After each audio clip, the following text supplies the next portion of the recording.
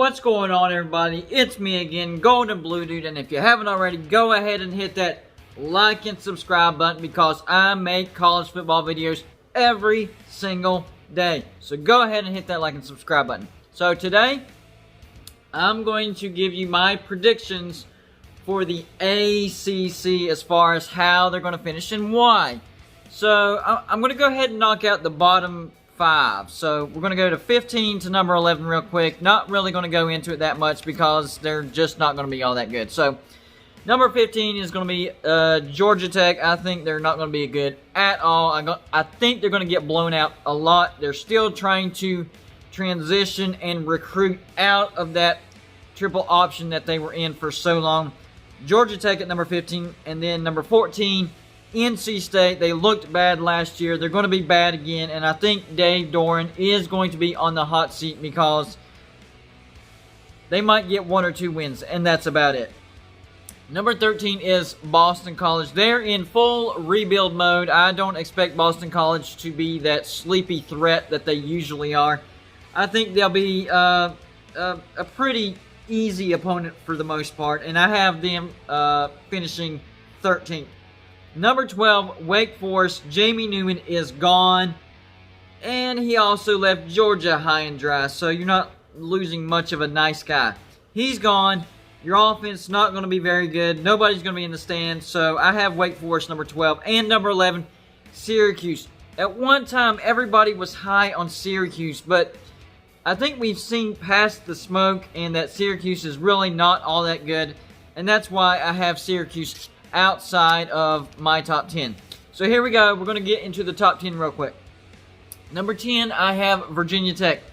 Justin Fuente, he just hasn't quite lived up to his hype.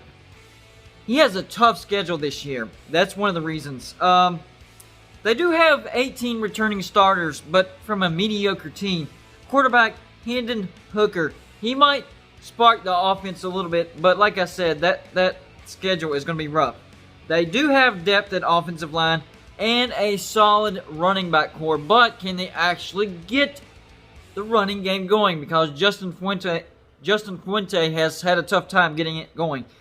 They do have big play potential in wide receivers, but there's a difference between potential and actually converting that into actual big plays. And the big hit for Virginia Tech, longtime defensive coordinator, great, all-time great, Bud Foster. He's retired, so they're going to be rebuilding the defense, and that's why I have Virginia Tech number 10 going 3-7, losing to Virginia, Duke, North Carolina, Louisville, Miami, Pitt, and Clemson.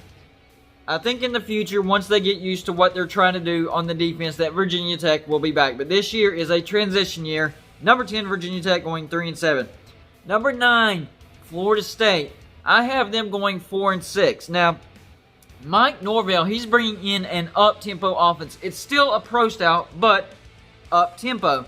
And I think the quarterback job is still James Blackman's to lose. I think he has the skill and the talent to still be the starting quarterback. And he also has capable weapons at his disposal. The problem is that offensive line. It is terrible. They have got to figure it out. And a new defensive coordinator, Adam Fuller, is going from a 3-4 to a 4-3. I think that will benefit Florida State. So even though I have them number 9 and going 4-6, it's still going to be a step up from last year. So don't think I'm disrespecting you, Florida State. I think you're taking a step forward, but it takes time to build.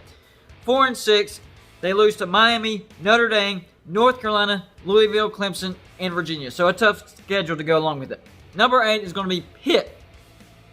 I don't even like saying that name. My voice squeaks. Everything bad happens.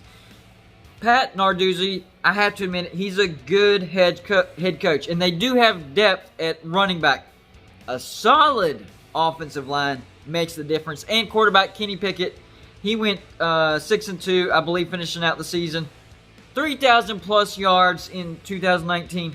And 8 starters will be back from an above average defense. I have Pitt going 6-4, having a winning season, taking a small step forward, getting to a bowl. Tough schedule, though. Losing to Louisville, Miami, Notre Dame, and Clemson. So I think they make the best out of it, finishing number 8. Number 7, this might be a little bit of a surprise. Duke, I think Duke will go 7-3. David Cutcliffe, he is taking over calling the offense, and I think it will make a difference. They also have quarterback transfer from Clemson, Chase Bryce. Just because he's transferring from Clemson doesn't mean he's good. He can be dynamic. They just have the best of the best. He wasn't quite the best of the best. A lot of wide receiver weapons, and running back Deion Jackson is back. 4 of their 5 awesome offensive line starters will be back as well, and they do have a tough defensive line. I have Duke going 7-3, losing to Notre Dame, North Carolina, and Virginia. And that brings me to number 6, Virginia.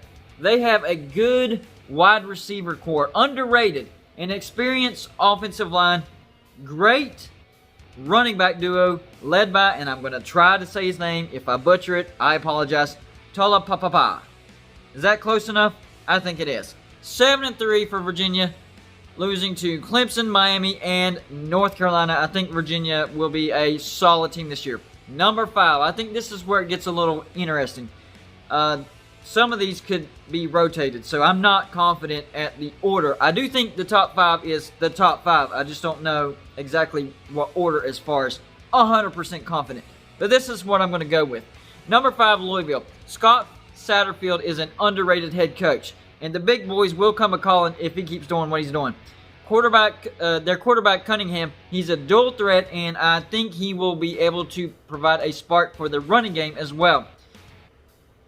They're going to be good at running the ball this year. I 100% believe that, and their defense is underrated, and they have a lot of good pieces coming back. I have Louisville going 8-2, losing to Clemson and Miami, and a not-so-tough schedule will help them as well.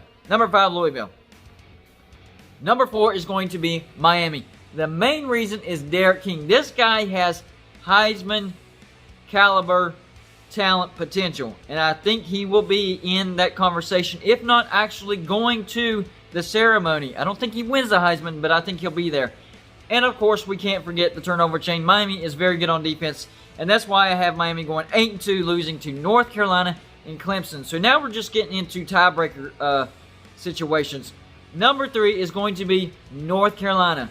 You have Mack Brown doing an awesome job at head coach. A top 15 recruiting class. Quarterback Sam Howell coming back. I think he's a future Heisman contender. And a stingy defense, most of which is coming back. People don't realize this. Number 2 in the ACC at taking the ball away. And what that does is that takes possessions away from the opponent's offense and gives more to your offense. So you have more opportunities to score. And I think they'll take advantage of that. And that's why I have North Carolina going 9-1, losing to Notre Dame. That brings me to number 2. Notre Dame. They will also go 9-1, but they will have that tiebreaker over North Carolina. If you're writing things down, you're figuring out this is tiebreaker territory. So, Brian Kelly's back. He's got Notre Dame on an upward trend. I mean, it's not like this, but an upward trend. An upward. Climbing the mountain. You know, kind of like The Price is Right. Hopefully they don't fall off the cliff one day. But anyways, Ian Book is back. And the big thing that really excites me is their secondary. They have a great secondary. A lot of NFL talent on the secondary. I think that's what's going to be their best aspect of their defense. And that's why I have Notre Dame going 9-1, losing to Clemson. Now, I don't know about the rematch in the ACC Championship. I think it will be a rematch between Clemson and Notre Dame. Can Clemson beat them twice is the question. And now we come to, of course, number 1, Clemson, 10-0, not losing to anybody, and it's because of Dabo Swinney, Brett Venables, the Trevor and Travis combination on offense. Of course, you have amazing wide receivers, and they're going to have a better defensive line than last year, and this is that every other year. So I think they will beat Notre Dame twice, but it will be tough. They're going to get into the playoffs, and I think they're going to win the national championship. The only thing I'm not 100% sure on is beating Notre Dame twice. I think because the Big Ten and the Pac-12, as of right now, are not in the picture, that they could lose to Notre Dame in the ACC championship and still get into the playoffs if it's a competitive game. So there you go. the Golden Blue Dude ACC predictions. Let me know if you agree, disagree, or just flat out laughable. Let me know. I don't care. That's my opinion. Let me know what yours is. Like and subscribe if you haven't already, and I'll see you on my next video.